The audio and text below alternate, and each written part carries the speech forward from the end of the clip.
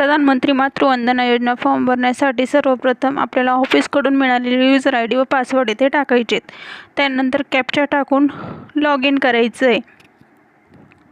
Log in नंतर आपला user I D आपल्याला परत दाखवला जाईल व व्हेरीफाय करण्यासाठी सांगितलं जाईल, तर तो आपल्याला व्हेरीफाय करायचा आहे. यूजर आय डी व्हेरीफाय झाल्यानंतर हे आपल्याला असे काहीतरी चित्र दिसेल.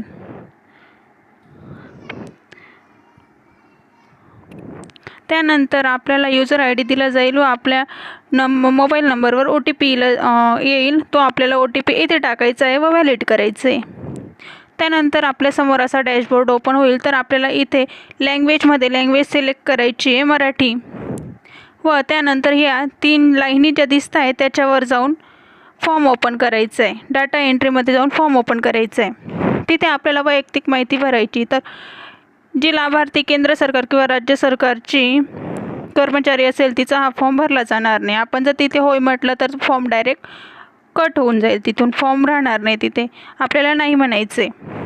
खाली जाऊन लाभार्थ्याचं नाव टाकायचं आहे व आधार क्रमांक टाकायचा आहे व तिथे आपल्याला विचारलं जाईल की हा लाभार्थी तुमचा पोषण ट्रॅकरमध्ये आहे का. त्यानंतर लाभार्थ्याची जन्मतारीख टाकायची आहे. जन्मतारीख टाकल्यानंतर वय आपोआप तिथे येऊन जाणार आहे.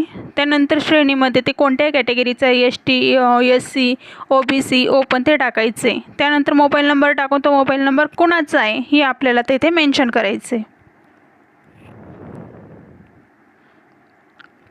त्यानंतर पात्रतेचे निकष विचारले जातील की हा लाभार्थी कशावरून पात्र आहे. तर आपण तिथे 10 ऑप्शन येतील, त्यापैकी एक कोणतेही सिलेक्ट करू शकतो व त्याचा ओळख क्रमांक टाकू शकतो. तिथे आता मी रेशन कार्ड सिलेक्ट केलं आहे, तर रेशन कार्डचा नंबर टाकलेला आहे. त्यानंतर आपल्याला रेशन कार्डचा फोटो अपलोड करायचा आहे. त्यानंतर त्या मातेचं लसीकरण कार्ड नोंदणी क्रमांक तिथे आपल्याला टाकायचा आहे. नोंदणी दिनांक टाकायचा आहे. त्यानंतर लसीकरण कार्डचा देखील फोटो तेथे आपल्याला अपलोड करायचा आहे.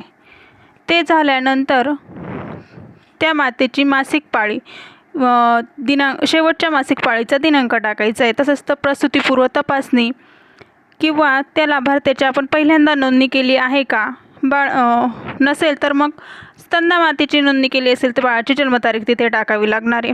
तसेच सध्याचा त्या लाभार्थ्याचा पत्ता मग तेथे राज्य, जिल्हा, तालुका, गाव, पिनकोड सर्व विचारलं जातं, ते आपण एकदम बरोबर टाकायचं आहे. तिथे निर्देशित अंगणवाडी, तिथे आपल्या अंगणवाडीचा कोड नंबर दिलेला राहील. हे झाल्यानंतर हा फॉर्म सबमिट करायचा आहे. त्यानंतर आपल्याला सबमिशनचा असा मेसेज येईल, तो आपण सेव्ह करून घ्यायचा आहे. धन्यवाद.